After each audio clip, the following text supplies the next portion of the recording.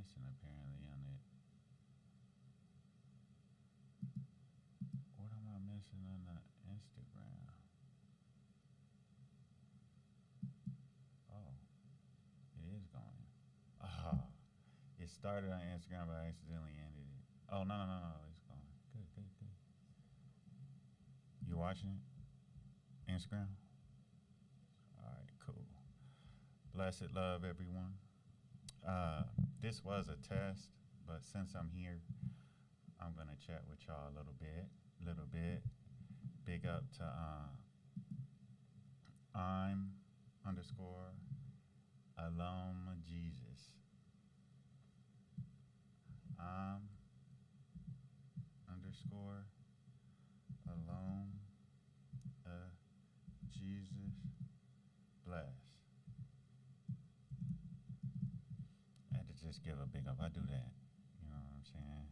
So yeah, we chatting it up, we talking it up. You see right here on the screen. Cool, calm, and collective. You see the Harris and Trump. Well, that's not the priority, and that's not what we're about to do. We're gonna talk about the importance of metaphysical consciousness right now, because if you understand how the cosmic timing, because time is like an illusion, right? You didn't expect me to get in deep, did you? We're gonna get into the Harris-Trump thing a little bit, because we American, we over here in America. I'm in California, so really it's like in California, I'm in Southern California, so it's kind of like it depends on what area you live. I'm sure that's everywhere in the country, but where I live, and I'm always traveling every week. I'm going to different parts of Southern California at least, if not to Nevada, Northern California, etc. It's like people are ashamed to be for Trump. So tomorrow between 10 and 1 o'clock, I'm going to be having a gentleman come on. He's actually down with Trump. I met him with a Make American Great cap again in a mall. This man is about 50 years old. He's an Arab American. He's a realtor. He's a good dude. He has his own world he's living in. I don't know him from nowhere. But I went up to him and started talking to him, and he was just really shocked that I would talk to him. Everybody was acting like they don't want to have nothing to do with him, scared of him. And even some of them people that don't and that are ashamed, they're going to vote for Trump. That's how it is.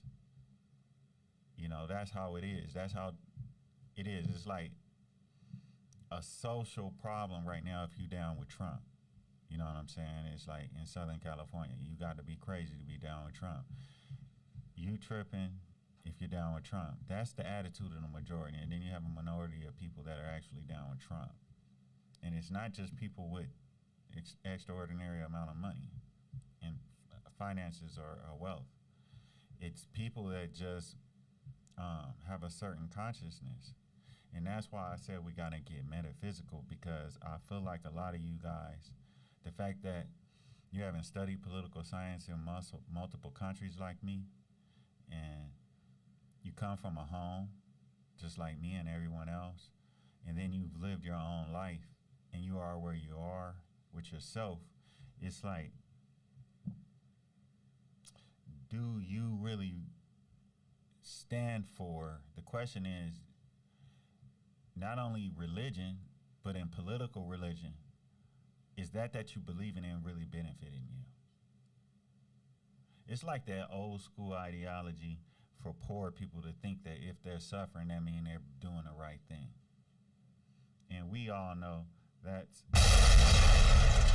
garbage, straight garbage. And like that was put on a lot of people. A lot of people fell for that. In my mom's family, people believe that. And to trump it, they just stopped believing in God. That was the way to break free of these mental chains. On my dad's side, they never believed that shit. You know what I'm saying? They just lived life for what they wanted. My dad was a complete atheist. That's a whole story in itself. But my point is, to be able to see this for what it really is to benefit yourself, I believe you need a metaphysical perspective. Metaphysical means you're not caught up in that polarity of science versus religion.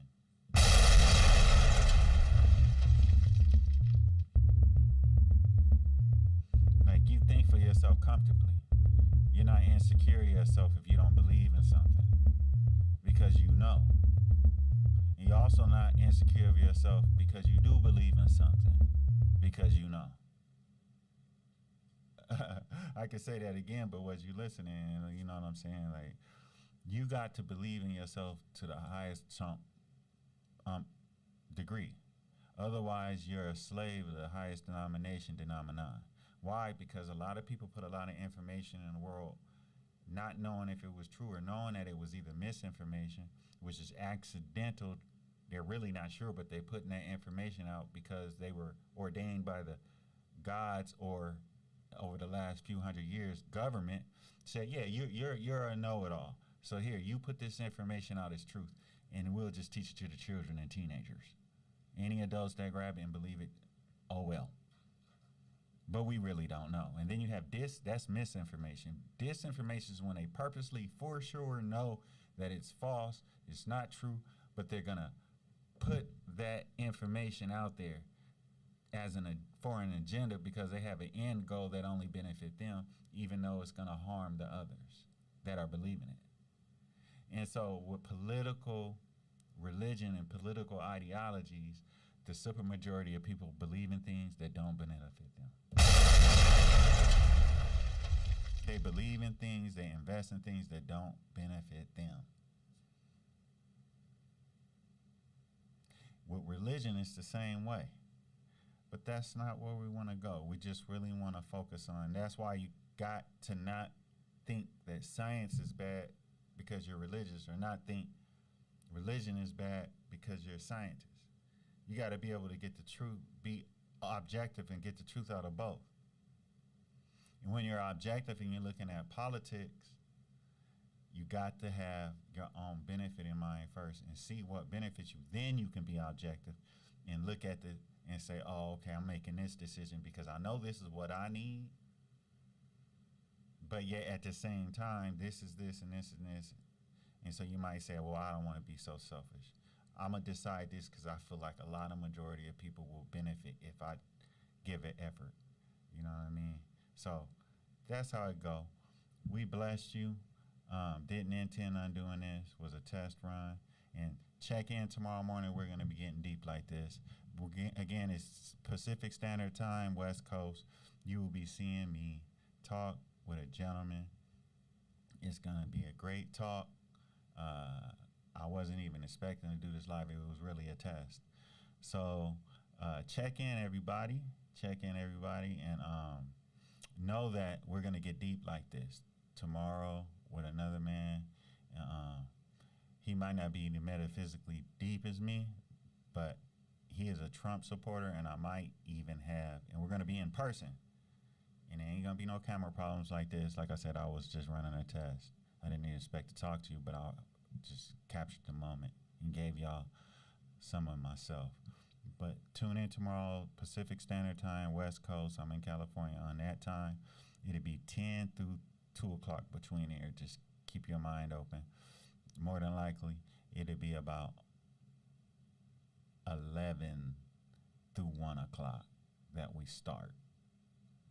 It'll be worth it because more than likely I'll have somebody that's going for Harris, the Democrats, and then that gentleman, he's already going for Trump, and then we're going to have a respectable talk. And remember, I'm a political atheist, and I support none of them, and I'm not on any side. But yet, I have a political science degree in the United States, studied political economy in South Africa, graduated and studied international humanitarian law in Geneva and Davos. So I am pretty much somebody you want to learn from, but I want you to call in at that number you see tomorrow and agree to disagree and manifest and talk about yourself and your perspective. All right, I'm gone, but love, it's love every